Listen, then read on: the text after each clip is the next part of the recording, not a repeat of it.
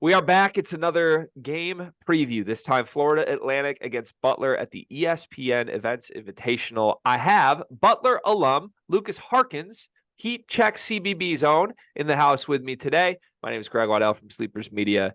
Go click subscribe. Sleepers Media channel is where we're going to do all these previews and recaps all season long. Very important game, Lucas. Let's jump right into this. Because you were just saying before we clicked record, this is basically Butler's last chance at a marquee non-conference win. Like, this event is sort of it for them. Florida Atlantic, though, comes into this in shambles, for lack of a better word. They just had one of the worst losses any good team will have all season long, a 9-point loss where they scored 52 points at home in Boca to Bryant in Phil Martelli Jr.'s debut. I mean, that's just a total mess of a loss. I don't really know what to make of it. So I guess let's start from the Butler side. You're very familiar with this team. You've been around the program as you are every single season. Butler coming off the Michigan State loss. They've had a full week of rest coming into this game. What's the mentality like for the Bulldogs approaching a game against a team that was in the Final Four last season? Yeah, you hit on it. I mean, if Butler's going to be a different team this season, these are the kind of games where they need to perform.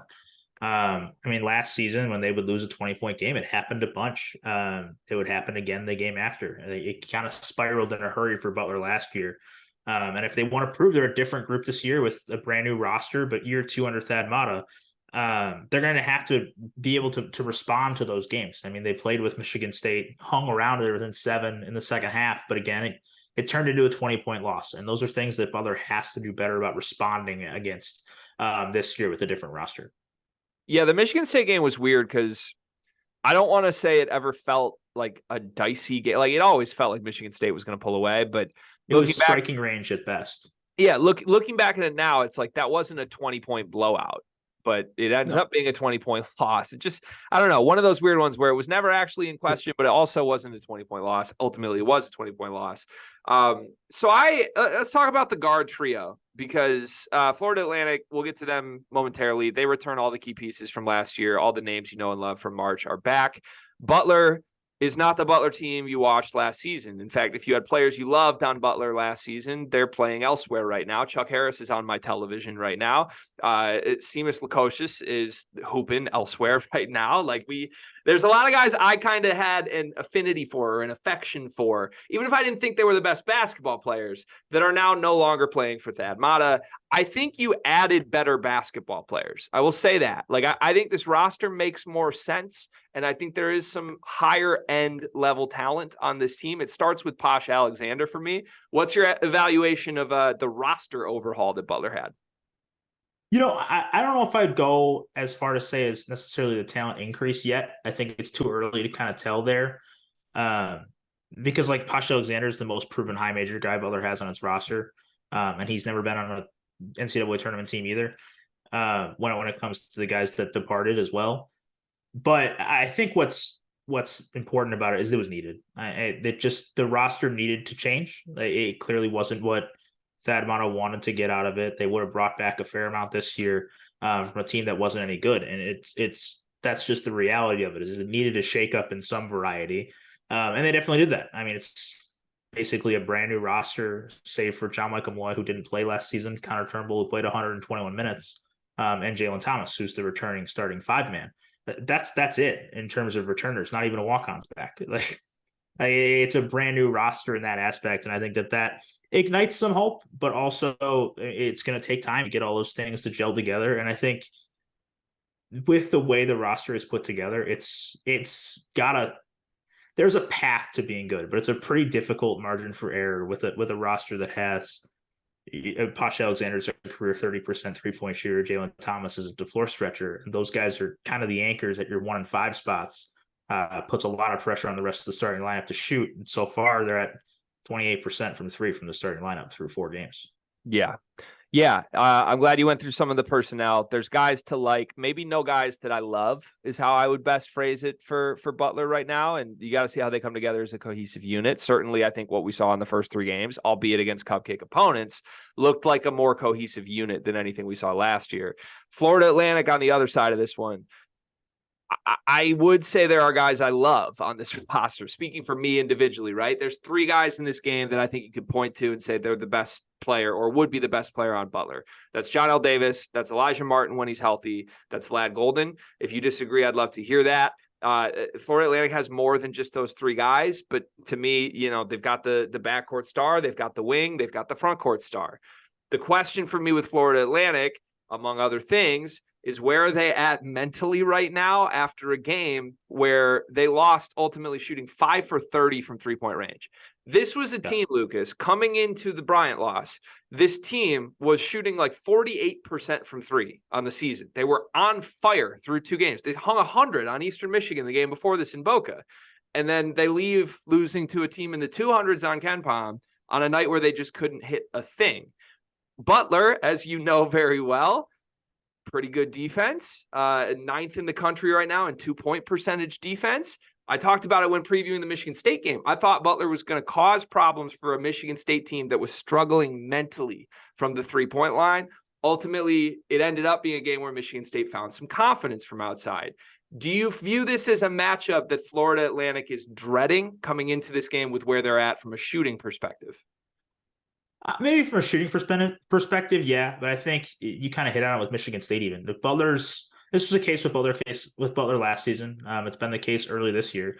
They do a really good job of forcing initial misses, but they haven't really been there on the defensive glass.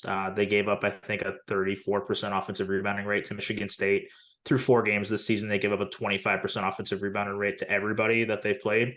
That's a concern, especially as they're getting into, the ESPN Invitational with not just Florida Atlantic, but a second round opponent, which could be win or loss, could be Texas A&M, who's been just dominant on the offensive glass for the last 370 or so days.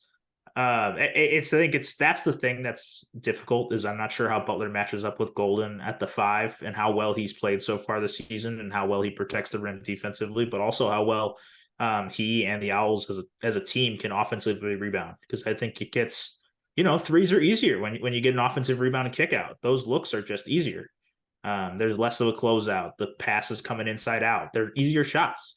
So I think a key for Butler is going to be able to see if they can defensively rebound enough to, make stops instead of just missed shots. Yeah. I love that term, by the way. That's it's certainly true. It's a takeaway from me from watching them against Michigan State. It was like, damn, they're doing pretty well. These are good defensive possessions, but they were ultimately ending in points, even against a team in Michigan State that I don't think is good at all on the glass. To me, Golden's the guy, right? I mean, we had Carson played his first start against Butler, and he out rebounded Butler's entire trio of centers in 23 minutes. Yeah, not great. It feels like a big Vlad Golden game for me. And we've seen Vlad Golden be dominant. We've seen him be quiet, but I don't know what Butler can do there. All right. So KenPom, I always like to go back to KenPom. KenPom has this as a 4-point game. He has Florida Atlantic winning this game 72-68. If you go by Vegas, if you go by the betting lines, this has already been bet up to Florida Atlantic -5, even up to 5.5 at some books. We know for a fact the public is all over Florida Atlantic. They've been all over them every game. The public fell in love with Cinderella, and they want to keep betting on Cinderella. What's your prediction for this? You don't need to necessarily give me a bet, but do you think 4 points feels right? Do you think Butler could steal this game? Yeah, I thought it would be more in the 6.5 range. Honestly, I think that some of that comes down to just how bad of a loss Bryant was for Florida Atlantic. As you look at, like, they already started relatively low on KenPom as related to the AP poll, and now they're even further. I think they're barely top 50 on KenPom now. So I think that plays a factor in that.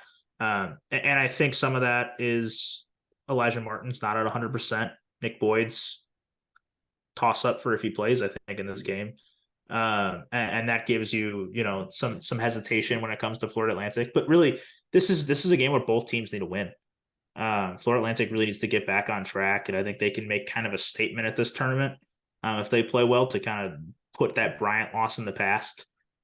There's a lot of good teams that have those kind of games. They blow a game early in the year, and then they bounce back and they look great. That could be the case for Florida Atlantic. And for Butler, they had 3 KenPom top 100 non-conference wins last year. they're going to have to win 3 of their next 4 games to match that this year. They only have 4 KenPom top 100 opponents on their 5 on their non-conference schedule, and they already lost to 1 in Michigan State. Like, this weekend is Butler's only chance for away from home on conference wins. So they're going to need to put up a good performance this weekend too. I think that these are, of the 8 teams at the ESPN Invitational, I think that these are the 2 that have the most to prove. Yeah. Makes a very high stakes game, should make it a very entertaining game, even if we see both teams a little nervy at the beginning. Lucas Harkins, thank you so much for being here. You can get Lucas's work over at Heat Check CBB. We'll be doing previews and recaps all season long with those guys. Click subscribe on the Sleepers Media YouTube channel to see it all.